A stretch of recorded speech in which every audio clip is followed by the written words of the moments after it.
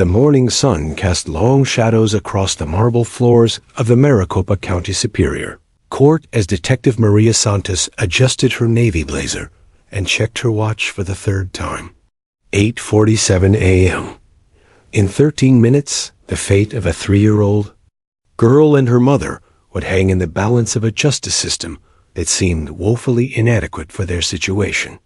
The detective's weathered hands gripped her case file tighter as she watched the steady stream of lawyers, journalists, and concerned citizens filing into Courtroom 4B.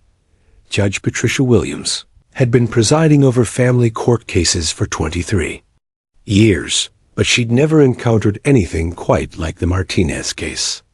As she reviewed her notes one final time in her chambers, the weight of the decision ahead pressed heavily on her shoulders. Through her window, she could see protesters gathering outside the courthouse, some demanding justice for Sarah Martinez, others questioning whether a 3-year-old child could possibly provide reliable testimony in such a serious criminal case. The courtroom itself buzzed with an electric tension that made even seasoned court reporters shift nervously in their seats. Packed to capacity, every bench filled with a mixture of victim advocates, domestic violence counselors, legal students, and reporters who had been following this case since it first made headlines 6 months ago. The story had captured the public's imagination. A young mother's desperate 911 call, a violent boyfriend with a history of abuse, and a tiny witness who held the key to justice, but couldn't or wouldn't speak. Near the front of the courtroom, Sarah Martinez sat rigidly upright, her dark hair pulled back in a simple ponytail that couldn't quite hide the faint scar running along her jawline, a permanent reminder of that terrible November night. Her hands, folded tightly in her lap, bore the barely visible marks of defensive wounds that had long since healed on the surface, but continued to ache in her dreams. At 26, she looked far older than her years, the stress of 6 months of legal proceedings and constant fear etched in the fine lines around her eyes. Beside her sat the reason for everything, 3-year-old Emma Martinez, a tiny figure almost swallowed by the adult-sized courtroom chair. The little girl's legs dangled several inches from the floor, her small hands clutching a worn pink bunny that had been her constant companion since the night her world changed forever. Emma's dark curls framed a face that should have been filled with the innocent joy of childhood, but instead carried a weariness that broke the hearts of everyone who looked at her. She hadn't spoken about what she witnessed that night, despite months of gentle coaxing from child psychologists, social workers, and her own mother, Dr. Amanda Foster. The court-appointed child psychologist sat behind the prosecution table, her own notebook filled with detailed observations from dozens of sessions with Emma. In her 15-year career, specializing in childhood trauma, she had seen many children retreat into silence after witnessing domestic violence, but Emma's case was particularly challenging. The child would play, draw, even laugh during their sessions, but the moment anyone approached the topic of that November evening, she would simply stop responding, staring off into space as if she could will herself to disappear. Across the courtroom aisle, the defense table presented a stark contrast to the prosecution's obvious concern and preparation. Defense attorney James Morrison, a silver-haired veteran of countless criminal trials, exuded confidence as he arranged his papers with practiced efficiency. His client, 28-year-old Marcus Chun, sat beside him in a perfectly pressed charcoal suit that had been carefully chosen to project respectability. Chun's appearance had been meticulously crafted for this trial. Clean-shaven, hair neatly trimmed, wire-rimmed glasses that gave him an almost scholarly appearance. Nothing about him suggested the violent man Sarah claimed him to be. Morrison had built his reputation on reasonable doubt, and he had plenty to work with in this case. The physical evidence, while compelling, was entirely circumstantial. Yes, Sarah had injuries consistent with domestic violence. Yes, she had called 911. Yes, there were signs of a struggle in the apartment. But there were no other adult witnesses, no security camera footage, no neighbors who had seen the actual assault. The prosecution's case rested entirely on Emma's potential testimony, and Morrison was confident that a 3-year-old's silence would be their salvation. District Attorney Rebecca Torres felt the weight of every case she'd ever prosecuted, but none more so than this one. A former prosecutor herself, who had risen through the ranks by taking on the cases others avoided, she understood that this trial was about more than just Marcus Chun. It was about whether the justice system could adapt to protect its most vulnerable victims. She had spent countless hours preparing for this moment, consulting with experts on childhood trauma, reviewing precedents from other jurisdictions, and most importantly, trying to find a way to help Emma feel safe enough to tell her story. Bailiff's voice cut through the morning tension like a blade. "All rise." The Honorable Judge Patricia Williams presiding. The courtroom rose as one, the rustle of clothing and shuffling of feet creating a whispered symphony of anticipation. Emma pressed closer to her mother, her pink bunny clutched tighter against her chest as she sensed the gravity of the moment, even if she couldn't understand its implications. Judge Williams took her seat behind the bench, her gray eyes sweeping across the packed courtroom before settling on the small figure beside Sarah Martinez. In that moment, looking at Emma's frightened face, she made a silent promise that this proceeding would be different.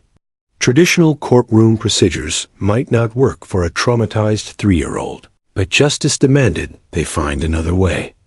As the judge called the court to order, and the prosecution prepared to present their opening statements, everyone in courtroom 4B understood they were witnessing something unprecedented.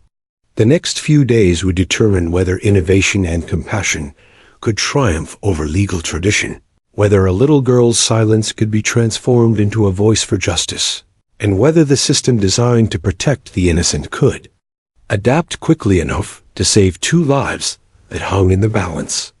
The battle for Emma Martinez's voice and her family's future was about to begin. Sarah Martinez's hands trembled uncontrollably as she gripped the edges of the wooden bench, her knuckles white with the strain of holding herself together. Across the courtroom, Marcus Chun sat with an infuriating calmness, occasionally whispering to his attorney with the casual air of a man discussing weekend plans rather than facing charges that could send him to prison for years. That smug confidence on his face, the same expression he'd worn that terrible night when he'd cornered her in their kitchen, made her stomach churn with a mixture of fear and rage that threatened to overwhelm her carefully maintained composure. The prosecutor's opening statement had been powerful, methodical, painting a picture of systematic abuse that had culminated in the violent assault that nearly cost Sarah her life. District Attorney Rebecca Torres had presented the evidence with surgical precision, hospital photographs showing Sarah's broken nose, the purple bruises that had covered her ribs, the defensive wounds on her hands and arms. The 911 recording had been played for the jury, Sarah's terrified voice echoing through the courtroom as she begged for help, while Emma's frightened crying could be heard in the background. But Sarah knew, with a mother's intuitive understanding of her child, that none of it would be enough without Emma's testimony. Her daughter was the only person who had witnessed Marcus's final, brutal attack, the moment when his simmering resentment had exploded into violence that could have killed her. Emma had been playing with her dolls on the living room floor when Marcus had come home from another night of heavy drinking, his mood dark and dangerous.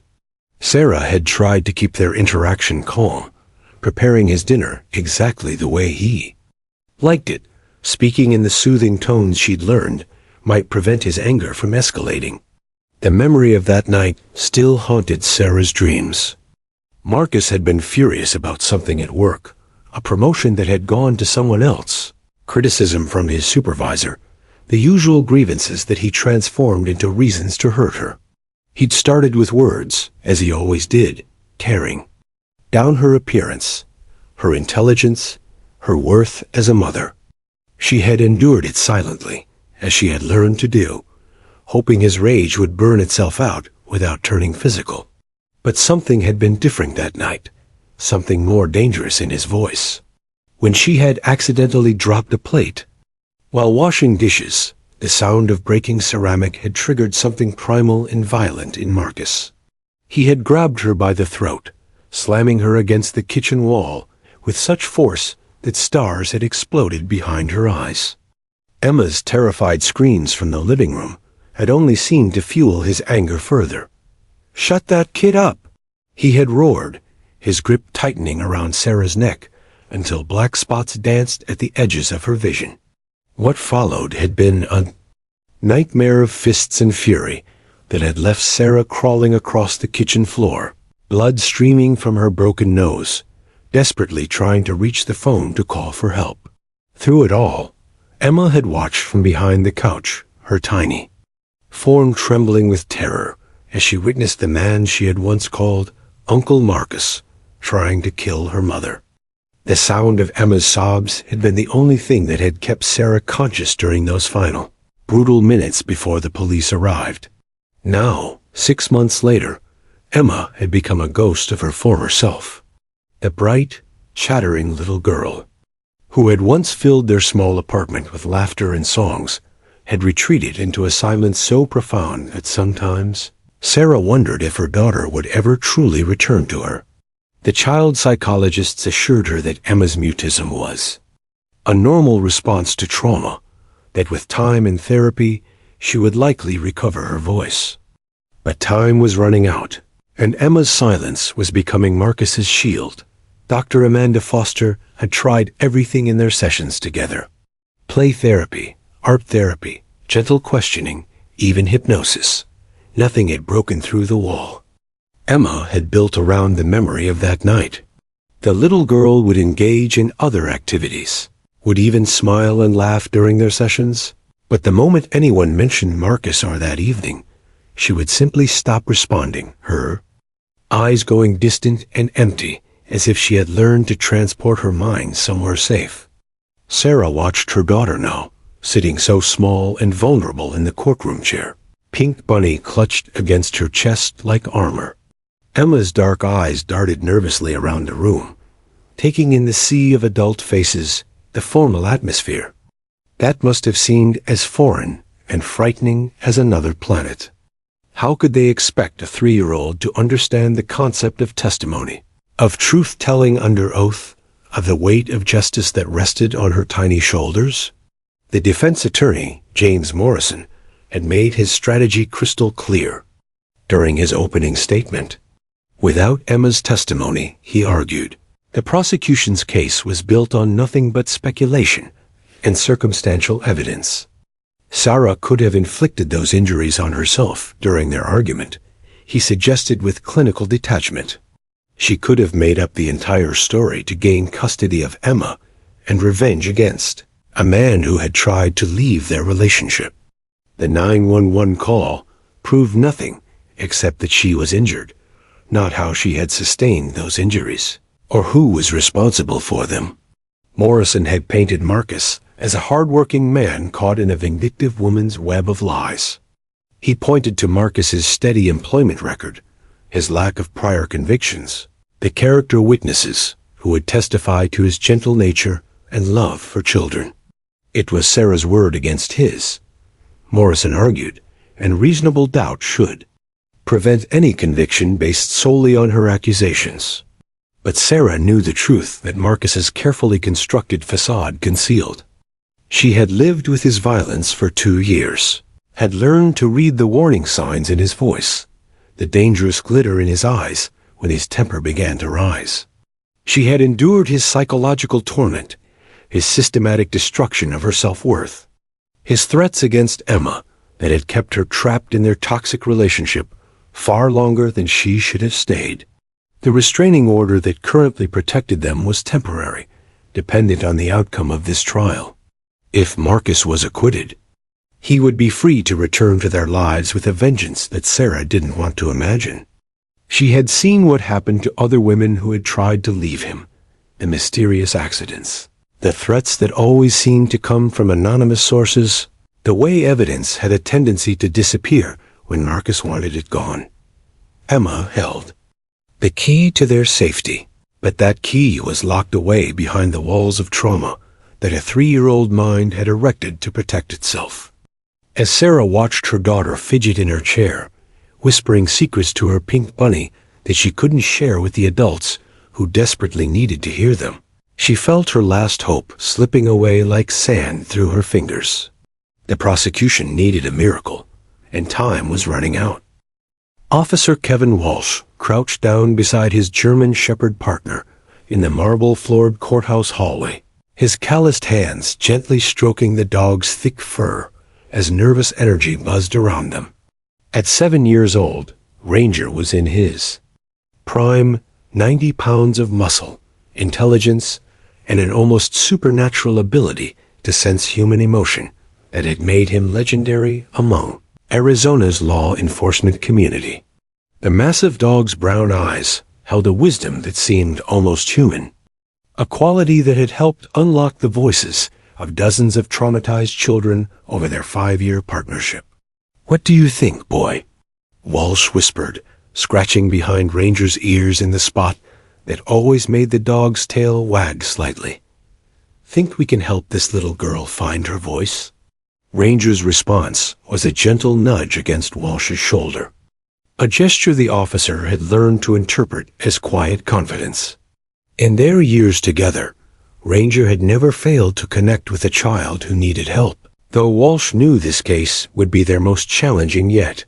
Dr. Amanda Foster approached them with the desperate urgency of a woman who had exhausted every conventional option.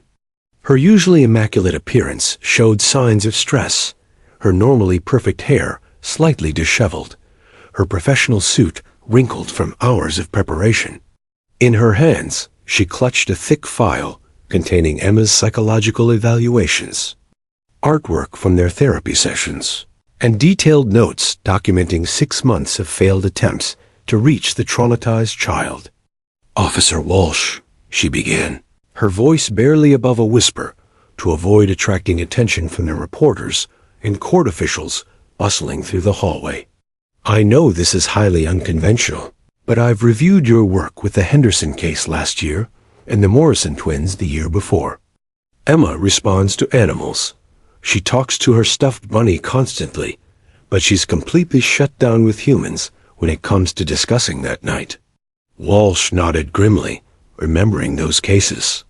8-year-old Jessica Henderson had witnessed her father's murder, but couldn't speak about it until Ranger had lain beside her during their therapy session, providing the comfort and security she needed to relive that terrible night. The Morrison twins, barely 5 years old, had been molested by their grandfather and had only found the courage to reveal their secret while whispering into Ranger's ears, treating him like a furry confessor who would keep their words safe from the adult world that had failed to protect them. "The thing about kids and dogs," Walsh explained to Dr. Foster as they walked toward the prosecution's temporary conference room, "is that children instinctively trust them in ways they can't trust adults. Adults lie, adults hurt them, adults let them down. But a dog?" He paused, watching Ranger's measured pace beside him, the animal's awareness of everything happening around them, evident in his alert posture and constantly moving ears. "A dog never betrays their secrets, never judges them, never uses their words against them." Inside the conference room, District Attorney Rebecca Torres looked up from a stack of legal briefs with eyes red from exhaustion and too much coffee. The prosecution team had been working around the clock, trying to find precedents for using therapy animals in testimony, consulting with child welfare experts from across the country, and preparing for what they knew would be fierce opposition. From the defense, "Is this really our best option?" Torres asked, though her tone suggested she already knew the answer. The prosecution's case was hanging by a thread, and everyone in the room understood that without Emma's testimony, Marcus Chun would walk free.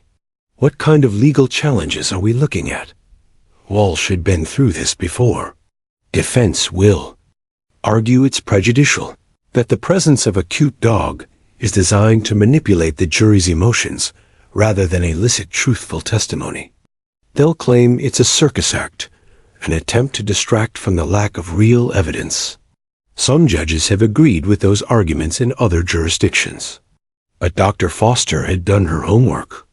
I've been in contact with Dr. Sarah Johnson at the University of Colorado. She's the leading researcher on animal-assisted therapy in legal settings.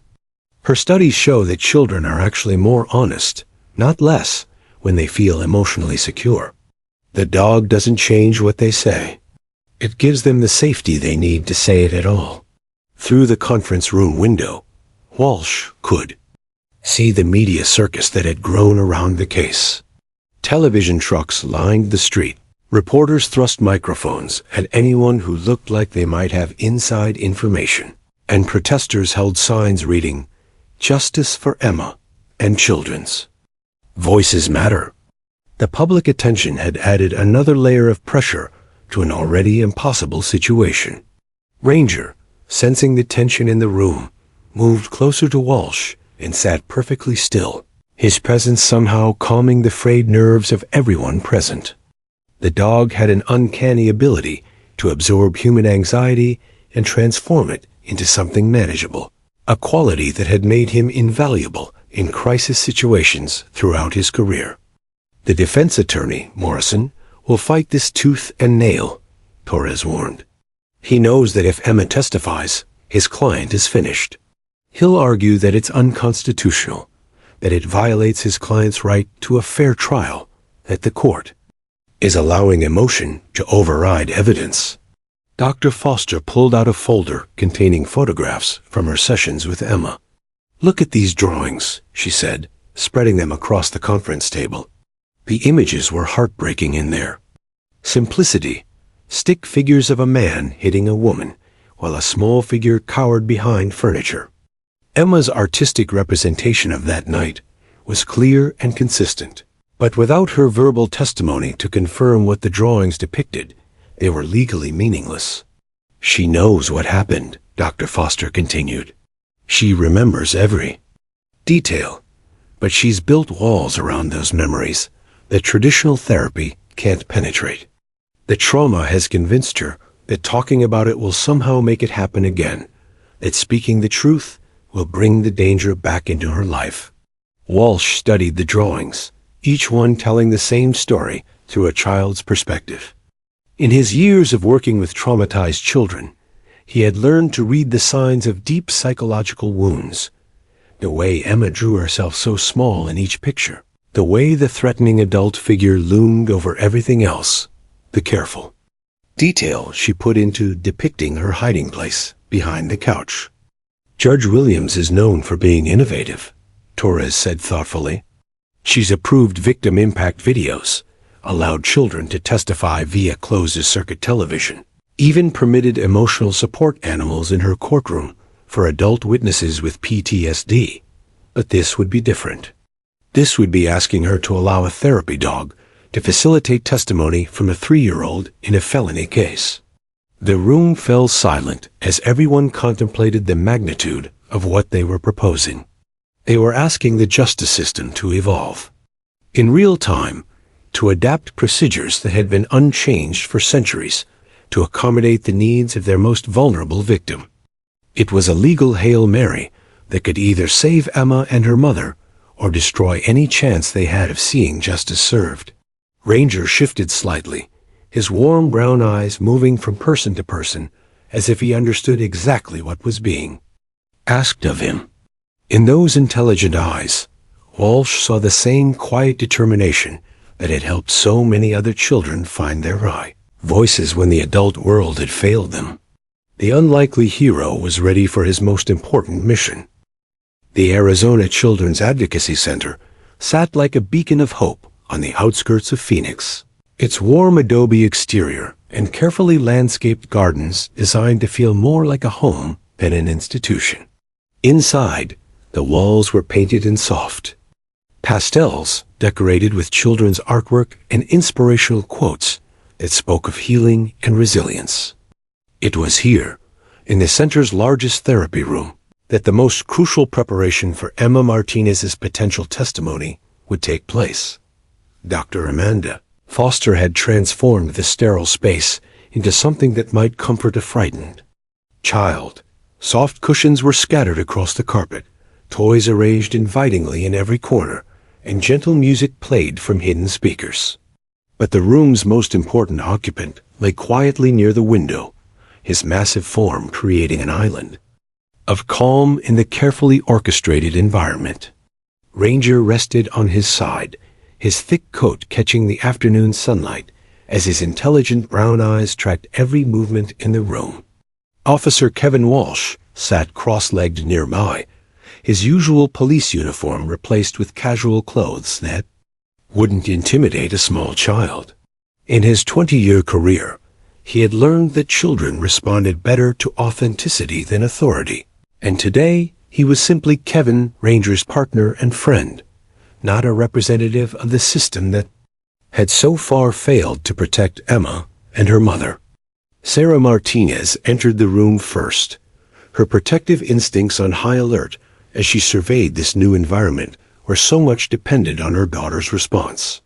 She had spent sleepless nights wondering if they were pushing Emma too hard, asking too much of a child who had already endured more trauma than most adults could handle. The weight of their situation pressed down on her shoulders like a physical burden. If this didn't work, if Emma couldn't find her voice, Marcus Chung would be free to return to their lives with a vengeance she didn't want to imagine.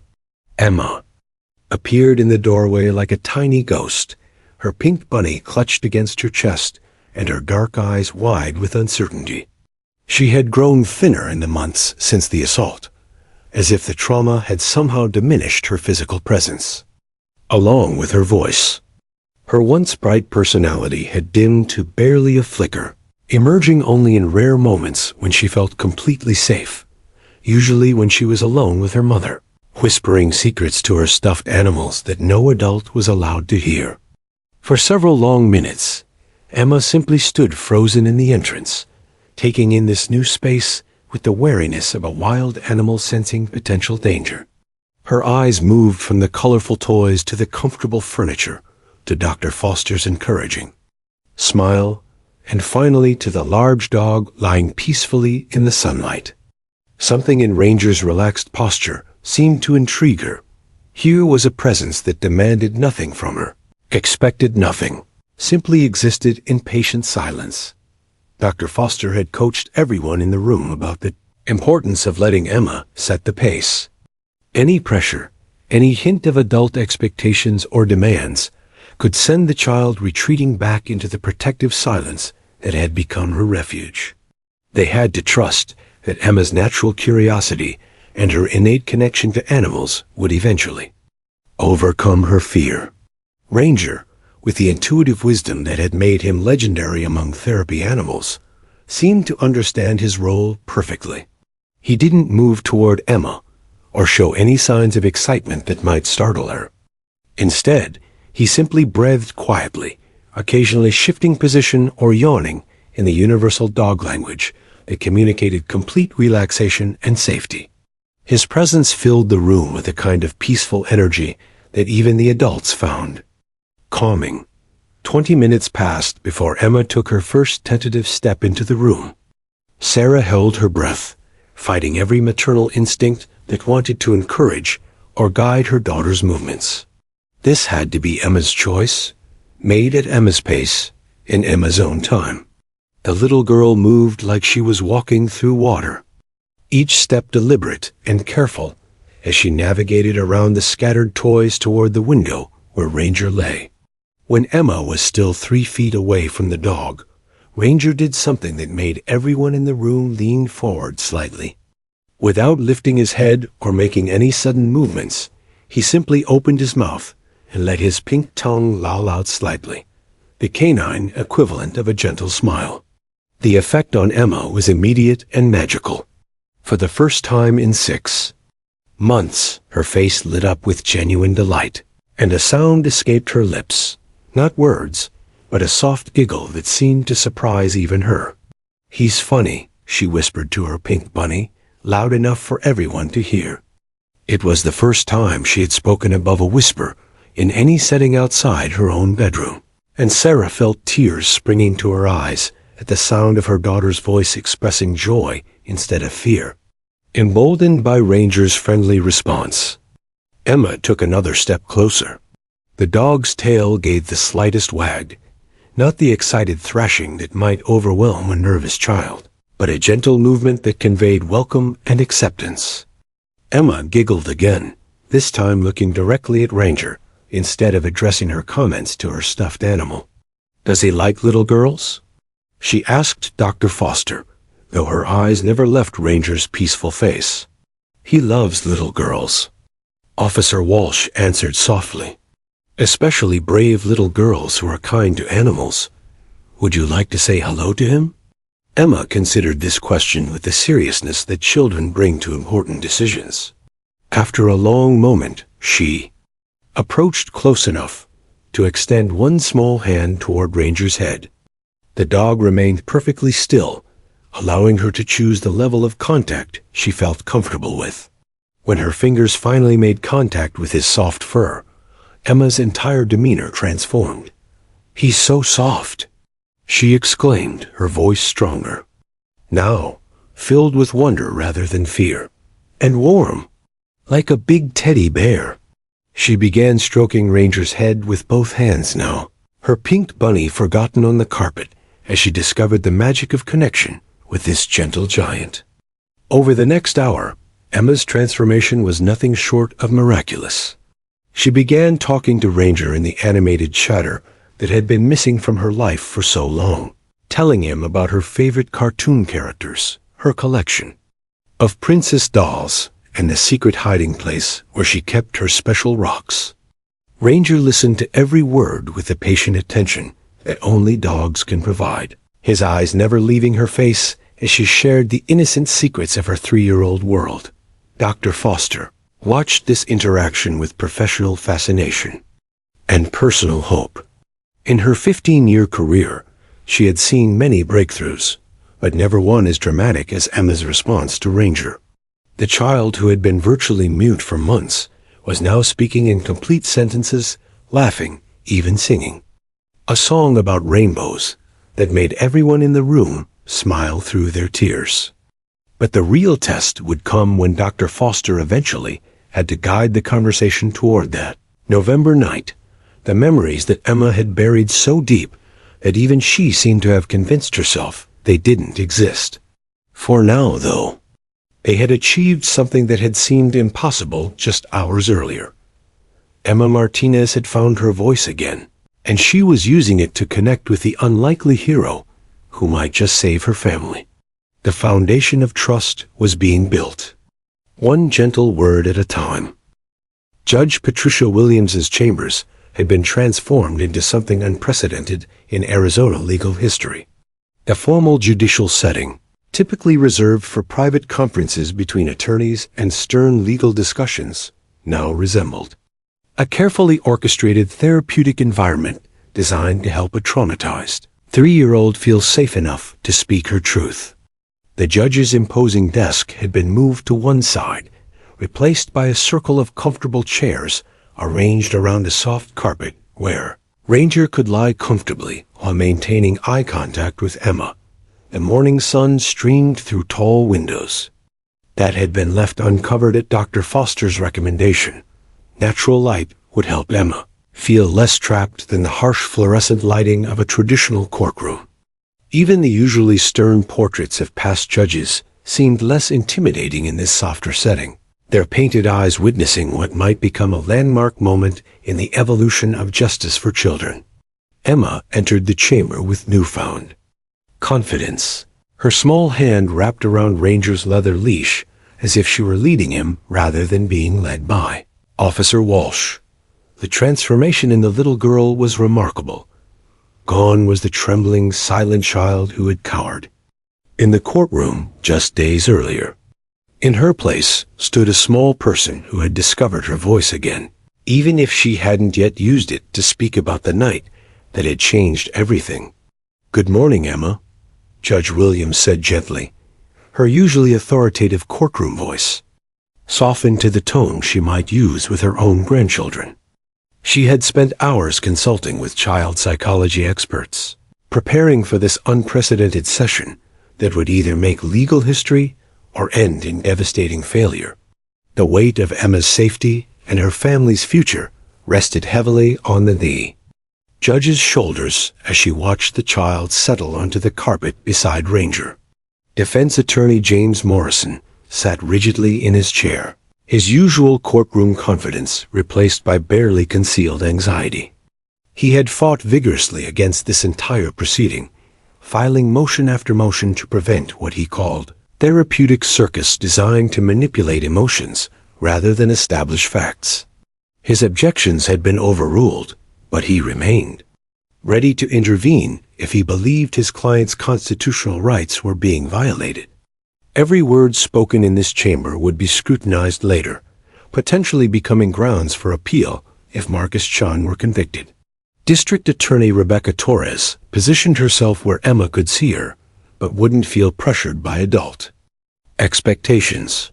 The prosecutor had rehearsed this moment countless times, knowing that any misstep could traumatize the child further, or provide the defense with ammunition to challenge whatever testimony emerged. A delicate balance between legal necessity and child protection had never felt more precarious. Dr. Foster took her familiar position near Emma, ready to guide the conversation with the expertise she had developed over years of working with traumatized children. Her role was crucial. She had to help Emma understand that the adults needed to hear about that difficult night while ensuring the child felt emotionally safe throughout the process. The therapy sessions over the past week had prepared Emma for this moment, but there was no guarantee that the progress made with Ranger would translate to discussing the most traumatic experience of her young life. Sarah Martinez sat as close as the judge would allow, her hands clasped tightly in her lap as she watched her daughter with a mixture of pride and terror. Emma's recovery with Ranger had been miraculous, but Sarah knew better than anyone how fragile her daughter's emotional state remained. One wrong word, one moment of feeling unsafe, could send Emma retreating back into the protective silence that had been her refuge for so many months. The court reporter, positioned discreetly in the corner, prepared to capture every word of what might become the most unusual testimony in Arizona legal history.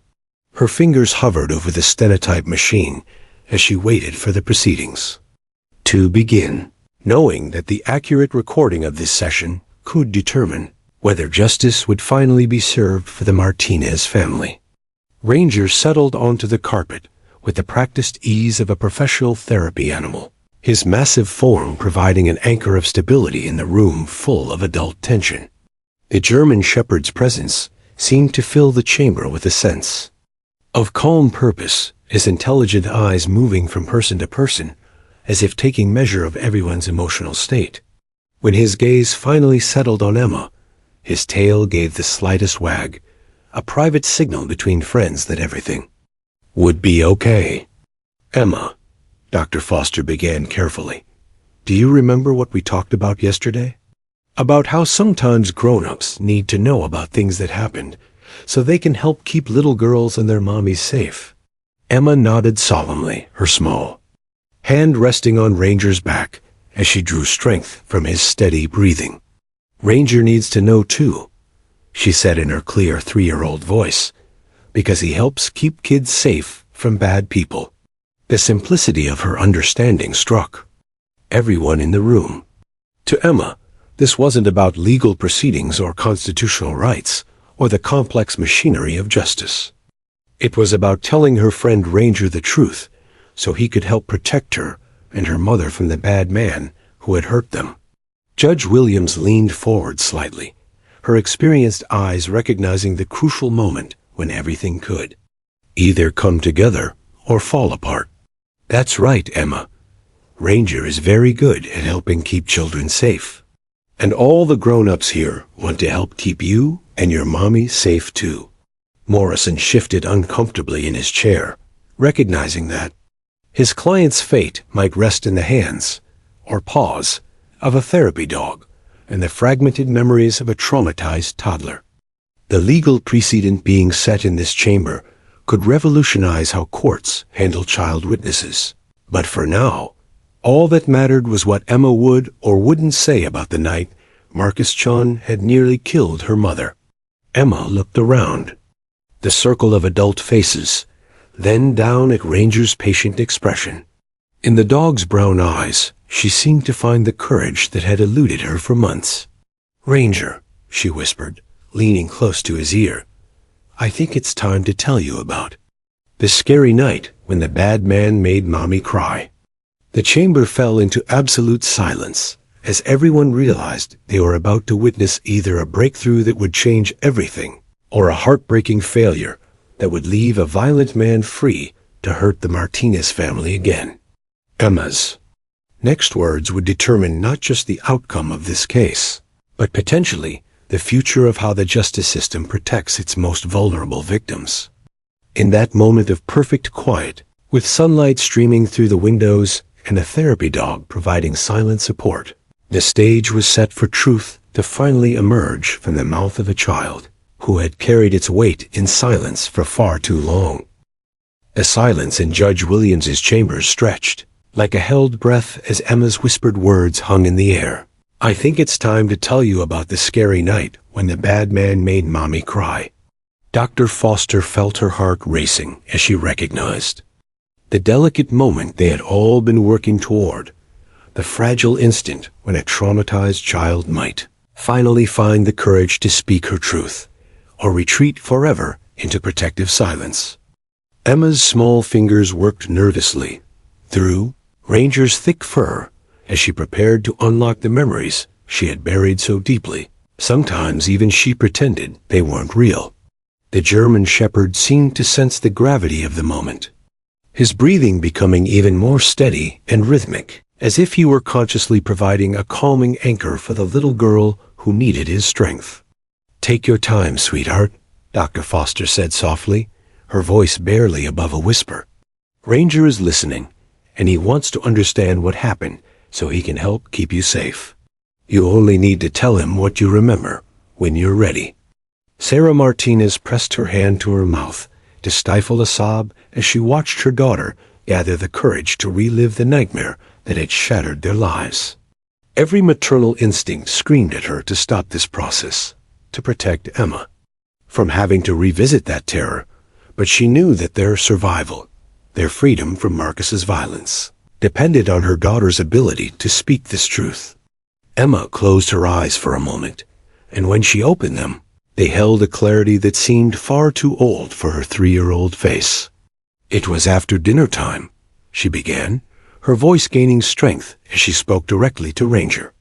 "Mommy was washing the dishes in the kitchen, and I was playing with Princess Aurora on the living room floor.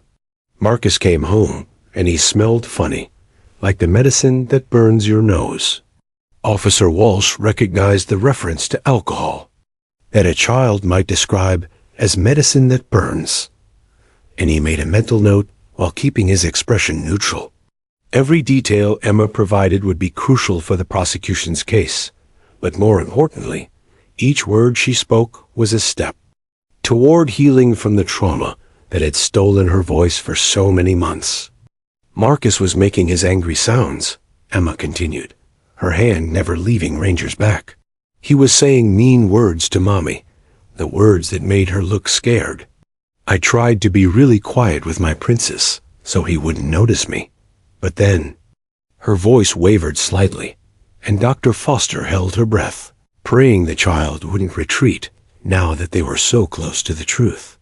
Ranger shifted slightly, pressing his warm side against Emma's leg in a gesture of comfort that seemed to give her the strength to continue.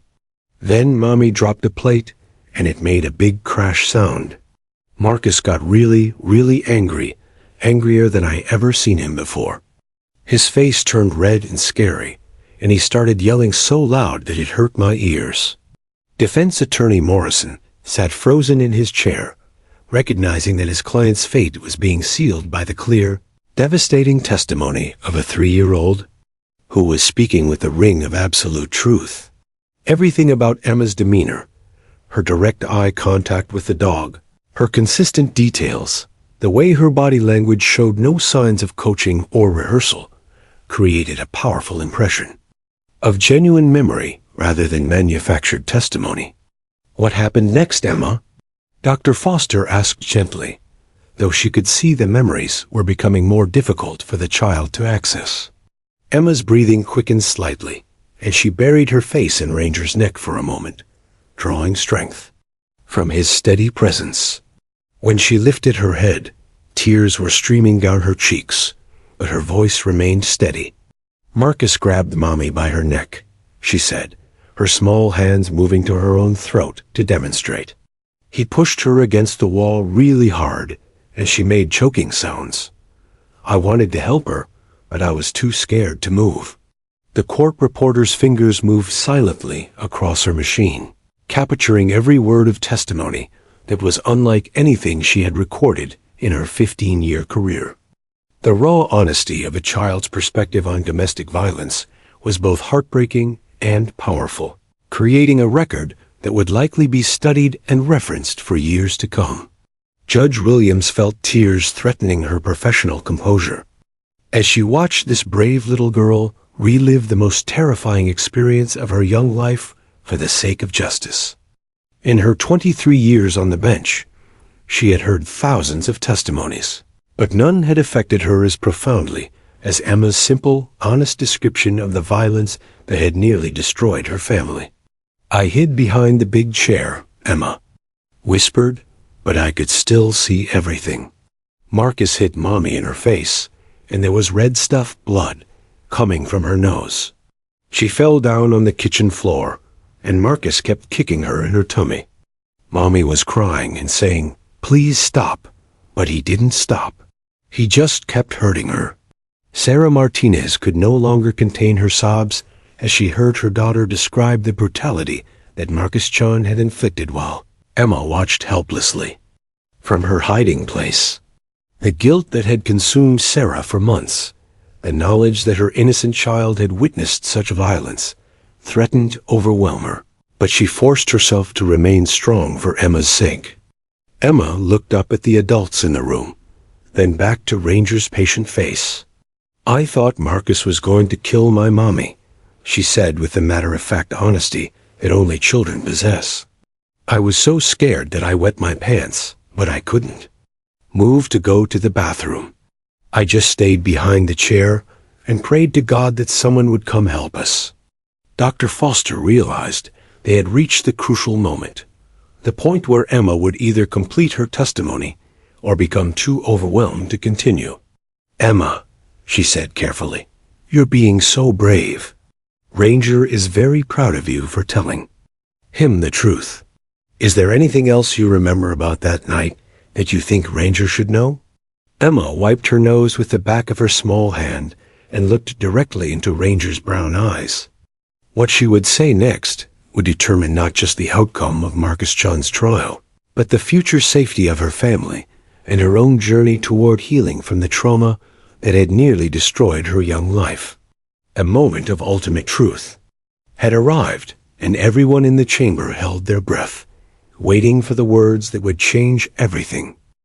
The chamber existed in a bubble of absolute stillness as Emma Martinez lifted her tear-streaked face from Ranger's comforting fur.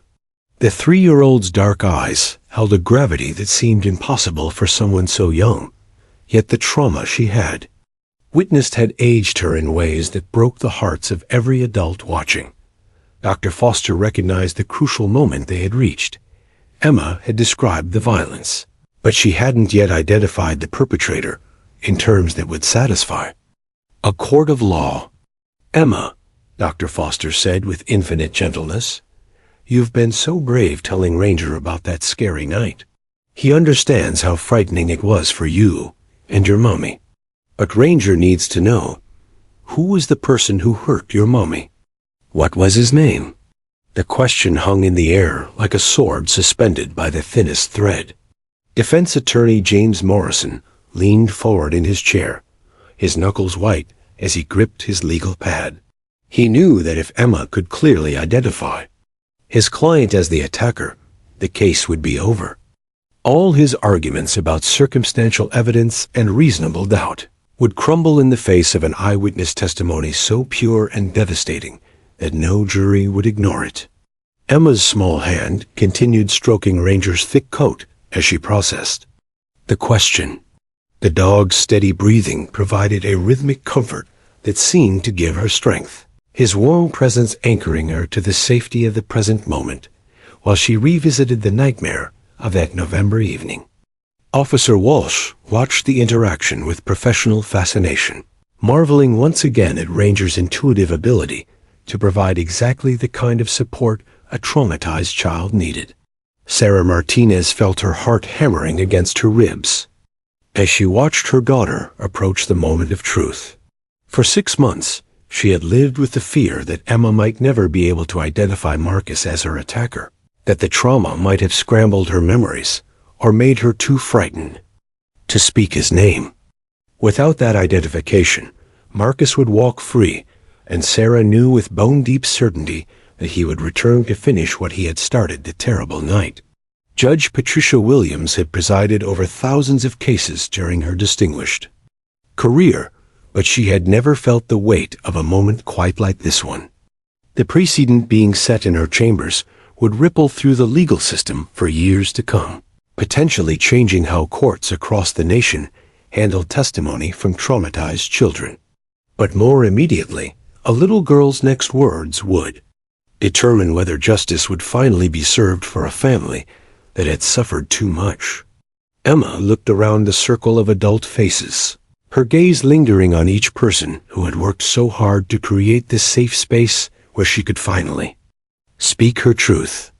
Then she turned back to Ranger, pressing her forehead against his, as if drawing courage from his unwavering calm. The German shepherd's tail moved in the slightest of wags, a private signal between friends that everything would be okay. "The bad man who hurt Mommy," Emma began, her voice gaining strength with each word. "His name is—" She paused, and for a terrifying moment, Dr. Foster wondered if the child would retreat back into silence. But then Emma's voice rang out across the chamber with startling clarity and conviction.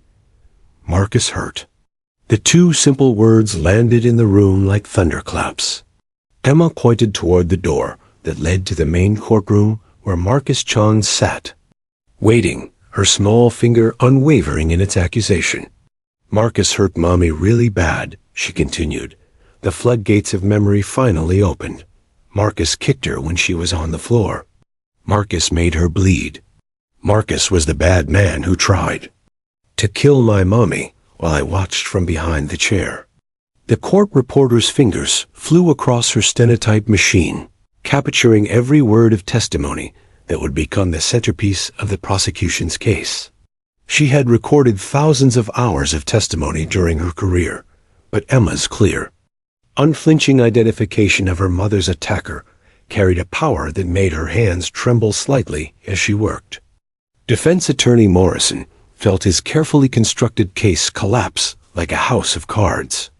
All his arguments about Sarah Martinez potentially fabricating her injuries, all his suggestions that the evidence was circumstantial, all his attempts to create reasonable doubt, none of it mattered now that a 3-year-old witness had looked into the eyes of a therapy dog and spoken the truth with such devastating simplicity. "Marcus hurt us," Emma repeated, her voice growing stronger. With each repetition, as if speaking the truth was lifting a weight she had carried for too long.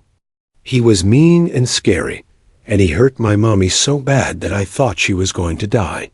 But she didn't die, and now Marcus can't hurt us anymore, because Ranger and all the nice grown-ups are going to keep us safe."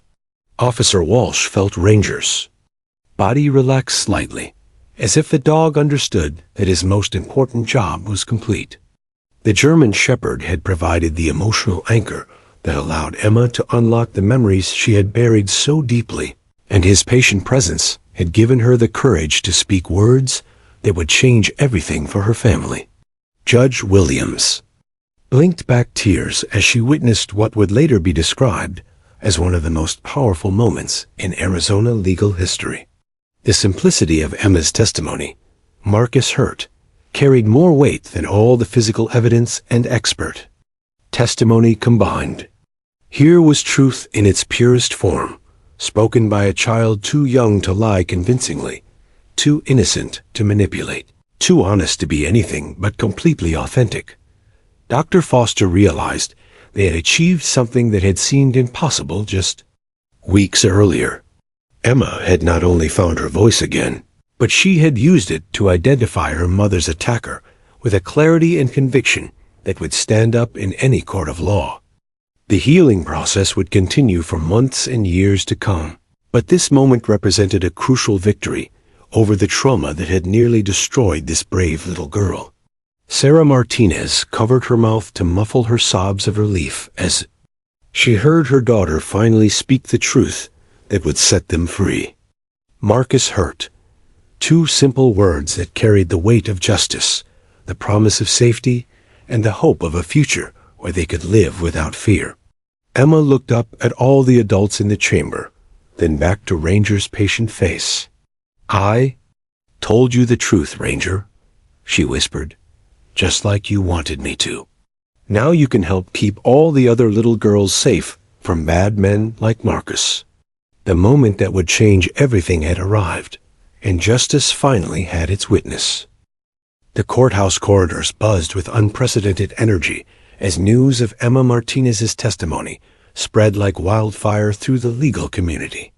Within hours of her devastating two-word identification, Marcus Hurt, defense attorney James Morrison, found himself in the most difficult position of his 30-year career. The confident demeanor he had maintained throughout the trial crumbled as he sat across from his client in a sterile conference room, watching Marcus Chun's carefully constructed facade finally begin to crack. "She's just a baby," Chun protested, his voice carrying the desperate edge of a man watching his freedom slip away. "How can they convict me based on the words of a 3-year-old who probably doesn't even understand what she's saying?" But even as he spoke, Chun knew the game was over. Emma's testimony hadn't been the confused rambling of a traumatized child. It had been clear, consistent, and devastatingly authentic. Combined with the physical evidence, hospital records, and 911 recordings, her identification created an unassailable case that no jury would ignore. Morrison had built his career on creating reasonable doubt, but there was nothing reasonable about doubting a child's simple, honest testimony. Emma hadn't been coached or manipulated. Her words had emerged naturally from her connection with Ranger, carrying the unmistakable ring of truth that no amount of legal maneuvering could discredit. The veteran attorney knew when he was beaten, and this case was over before it had truly begun. "Marcus," Morrison said heavily, "the prosecution is offering a plea deal. 5 years in state prison with mandatory anger management and domestic violence counseling. Permanent restraining order prohibiting any contact with Sarah and Emma Martinez. It's better than the 15 to 20 years you're facing if this goes to trial." The negotiation took less than 2 hours. Faced with Emma's damning testimony and the overwhelming physical evidence, Sean had no choice but to accept the prosecution's terms. District Attorney Rebecca Torres felt a mixture of satisfaction and sadness as she watched Chun sign the plea agreement. Satisfaction that justice was finally being served, but sadness that it had taken a 3-year-old's courage to achieve what the adult system had initially failed to deliver. Sarah Martinez stood in the courthouse steps 3 days later, Emma's small hand clasped tightly in hers, as they faced the battery of news cameras and reporters who had followed their story from the beginning. The late afternoon Arizona sun cast long shadows across the courthouse plaza, but for the first time in 8 months, Sarah felt warmth instead of fear when she looked toward the future. "I want to thank everyone who believed in Emma and gave her the chance to tell her story," Sarah said, her voice steady despite the tears streaming down her cheeks. "My daughter is the bravest person I know, and because of her courage and Because of Ranger's help, we can finally start to heal and move forward with our lives. Emma, dressed in her favorite purple dress with butterfly clips in her dark curls, looked up at the crowd of adults with the solemn dignity of someone far older than her 3 years. When a reporter asked if she had anything to say, she stepped closer to the microphones and spoke in her clear, strong voice. Bad people shouldn't hurt mommies and little girls. Ranger taught me that telling the truth helps keep everyone safe. I hope all the other kids who are scared will find a nice doggy to help them be brave, too. Officer Kevin Walsh and Ranger stood nearby, the German Shepherd wearing his official therapy dog vest and maintaining his professional composure despite the chaos of the media gathering. Walsh felt immense pride watching Emma address the crowd. With such confidence, this was the same child who had been virtually mute just weeks earlier. The transformation was nothing short of miraculous, and it validated everything he and Ranger had worked toward in their 5 years of helping traumatized children. The ripple effects of Emma's case began almost immediately. Within a week, Judge Patricia Williams was fielding calls from family court judges across the country who wanted to know more about the therapy dog protocol that had unlocked such powerful testimony. Legal scholars began writing articles about the precedent set in Martinez v. Chun, and child advocacy groups started lobbying for expanded use of therapy animals in courtrooms nationwide.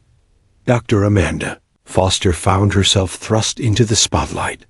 As requests poured in for her expertise in animal-assisted testimony, she began developing standardized protocols that could be implemented in other jurisdictions, always keeping Emma's case as the gold standard for how to properly support a child witness without compromising the integrity of their testimony. The breakthrough they had achieved in Phoenix was already inspiring similar programs in Texas, Colorado, and New York. 6 months later, Emma Martinez was a different child entirely. The nightmares that had plagued her sleep for so long had gradually faded, replaced by dreams of princesses and puppies and all the wonderful things that should fill a 4-year-old's imagination. She attended preschool now, where her teachers marveled at her resilience and her natural ability to comfort other children who seemed sad or scared. Sarah had returned to school, pursuing the nursing degree she had abandoned when Marcus's control over her life had become too overwhelming. The Domestic Violence Counseling Center, where she received therapy, had offered her a part-time position as a peer counselor, helping other women find the strength to escape abusive relationships. She often told her story to support groups, always emphasizing how Emma's courage had saved both their lives. Ranger continued his work with Officer Walsh, their partnership now legendary throughout Arizona's law enforcement community. They had helped 6 more children find their voices since Emma's case, each success building on the foundation of trust and healing they had established in Judge Williams's chambers. A bronze plaque in the courthouse lobby now honored Ranger and all therapy animals who help children speak their truth in the pursuit of justice. But perhaps the most important change was in Emma herself. The bright, shattering little girl had returned in full force, her laughter once again filling their small apartment with joy. She still talked to Ranger whenever they visited Officer Walsh, sharing her latest adventures and asking if he was proud of how brave she had been. The dog's tail always wagged in response, a private conversation between friends who had changed each other's lives forever. On quiet evenings, as Sarah tucked Emma into bed, her daughter would often ask about the day Ranger helped me tell the truth. Sarah would remind her that her courage had not only saved their family, but had also helped create a safer world for other children who needed their voices to be heard. Justice had been served, but more importantly, a little girl had discovered that even the smallest voice could speak truth loud enough to change everything. Emma Martinez had found her power, and she would carry it with her for the rest of her life, knowing that sometimes the most important words are also the simplest. Marcus hurt. And because she had the courage to speak them, No one would be hurt by him again. The case was closed, but the legacy of the 3-year-old's courage would continue inspiring justice for generations to come.